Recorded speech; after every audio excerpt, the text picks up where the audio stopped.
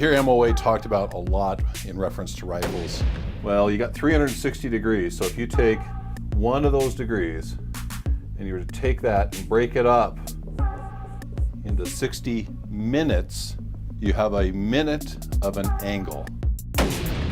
From wherever you are out 100 yards, what that translates to is 1.047 inches. So when they say it's an MOA rifle, what you're talking about is the rifle is capable of shooting 1 inch for the number of shots at 100 yards.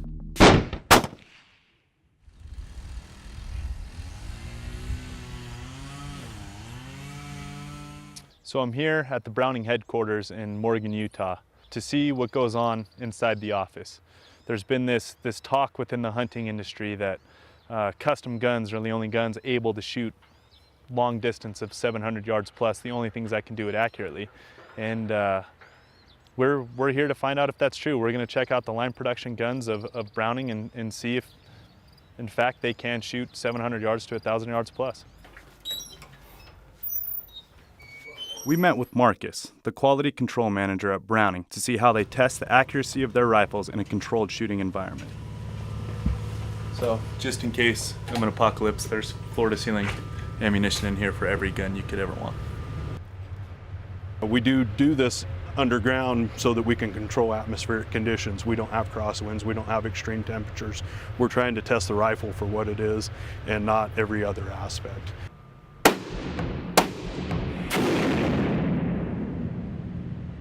To determine a gun's accuracy, it starts and ends with MOA, minute of angle, a 1-inch bullet grouping of 3 shots at 100 yards. The way we measure it is from center hole. So I take it and I can go to the outside of that hole. It's the most outside one. 2 shots furthest apart. 2 shot furthest apart, yep. So that one's going to be... Wow. 3/4 inch.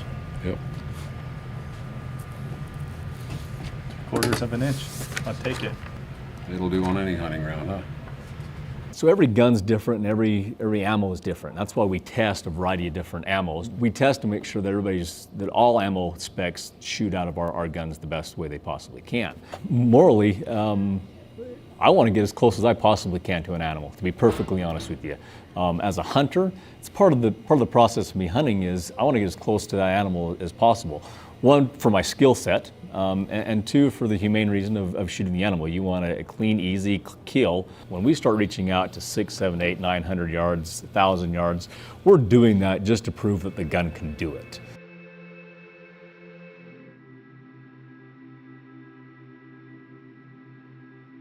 I killed a deer at 490 something 2 years ago. So I mean, I pulled the trigger. With the Browning?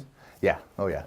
No, I'm set up to, it's funny, even last year, my speed rifle set up to shoot to 1,000 and I shot my deer at 50 yards.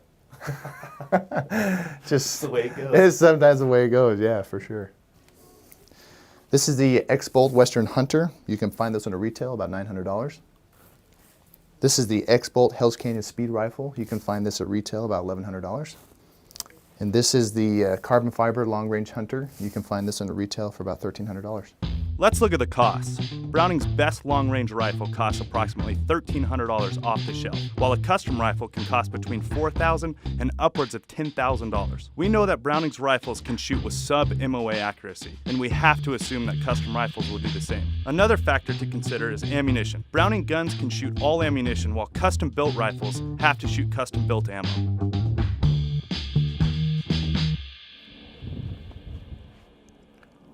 So we came out to the Golden Spike shooting range with Aaron and Rafe from Browning, and Aaron's going to put the Browning X-Bolts to the test and see if we can hit some steel at 1,000 yards today. So when you get to that distance, you got a lot more variables at play too. Yeah, way more variable. Well, one, I mean, you can imagine if you're at 5 feet at 100 yards, if you're not perfectly vertical, then your trajectory is doing this instead of this. Yep. So that's the reason why you should have a level on your scope at those distances. The other thing is you even have to take into account the bullet spinning, and as it's spinning, it's catching the air. So your left twist will go left and your right twist will go right.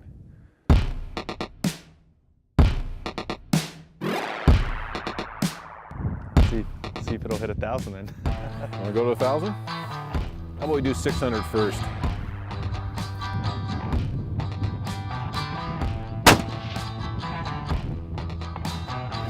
It's a good hit for 600 right off the bat.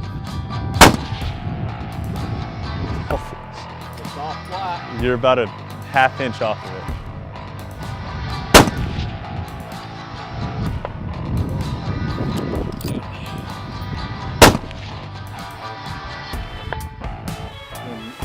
Left corner, left low corner. You're 4 for 4 at 600 yards. Like 4 for 4 in this big of an area. All I know is that is a very dead deer. 900?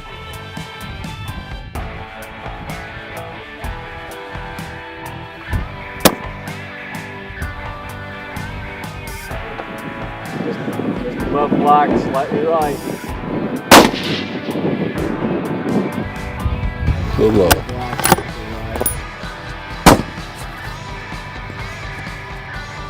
Well, high left where you were.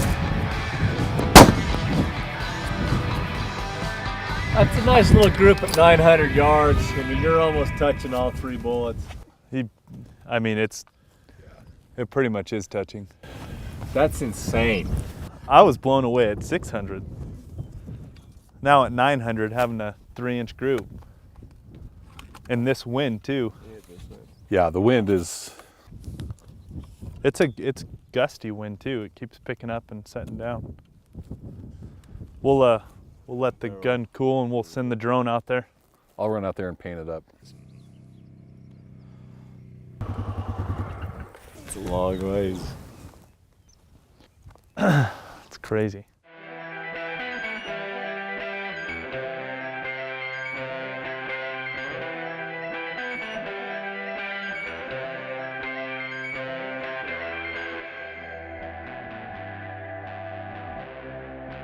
So Aaron's about ready to take this gun out to 1,000 yards. We'll see how active it can be. You good?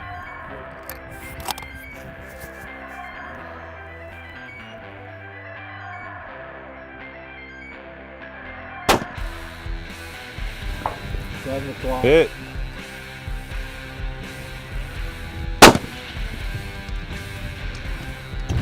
Right next to it, slightly lower. Good group though.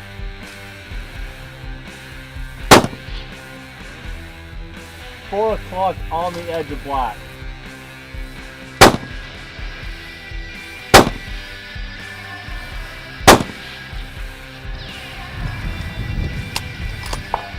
Three o'clock. Yep. Wow. 5 for 5. Too bad. Just drilled at 5 for 5. You need to do it now. 1,000? 1,000. Where are you holding? I dialed in, just crosshairs. It's just crosshairs? Straight crosshairs. Hold right on.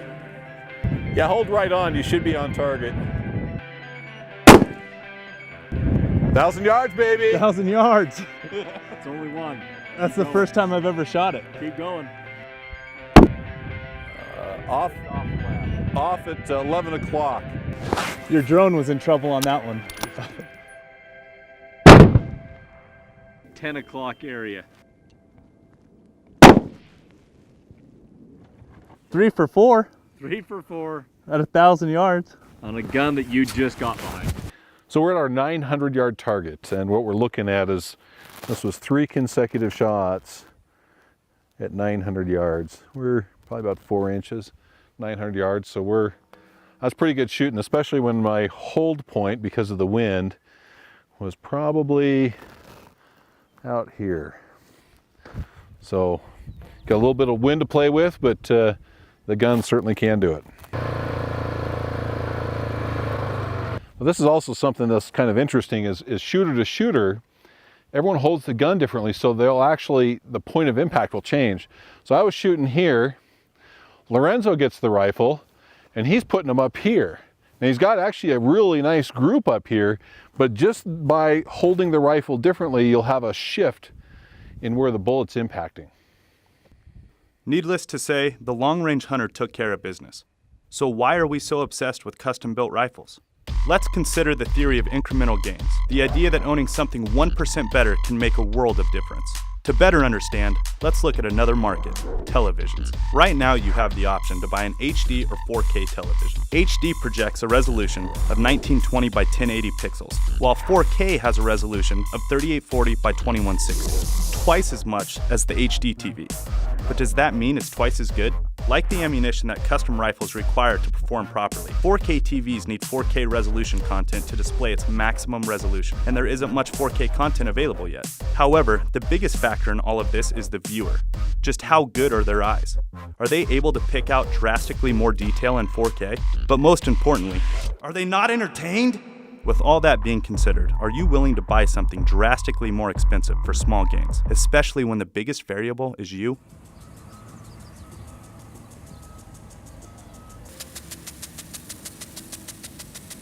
I love the look of them. I mean, the Cerakote. This is it. You know what these will do. Yes. If I don't shoot this the first time and shoot a group under an inch, I'll be disappointed. But I fully expect that it will. In fact, there's no doubt in my mind. It'll shoot out of the box, brand new, never been shot. So, In your head, do you ever compete with the custom side? yeah, I think so. I think, anytime, when you want to be the best there is, sure you do. Now, on a day in, day out basis, those people have their niches. They have their, they do all the little hand things and they say, well, we know this and we know this. But what we're looking at is decades of experience. John Browning being the guy he was, taught all of those people, and that knowledge is passed down. And then the manufacturing facilities obviously work with our people, and we teach them how to do things. And what you end up with are people with a lot of knowledge, a lot of pride, and a lot of desire to be the best, and so they'll do the extra steps. Well, a lot of people don't want to put that time. Every minute you put into building a firearm costs you money.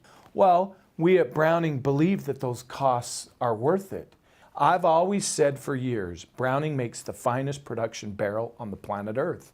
These products are basically built one at a time in a production setting. We're painstakingly aware of the details and put all the little things into making the product like a custom product. This was my first time shooting 1,000 yards. Before this, I've never even thought of taking a shot like that. And while the gun proved to consistently put bullets on target, I was unable to make the shots that I needed to that day. Look, I saw and learned firsthand.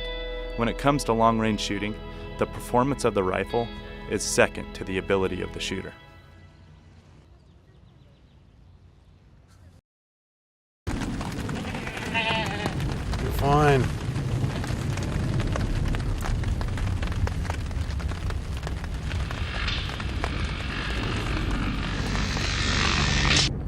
Last night we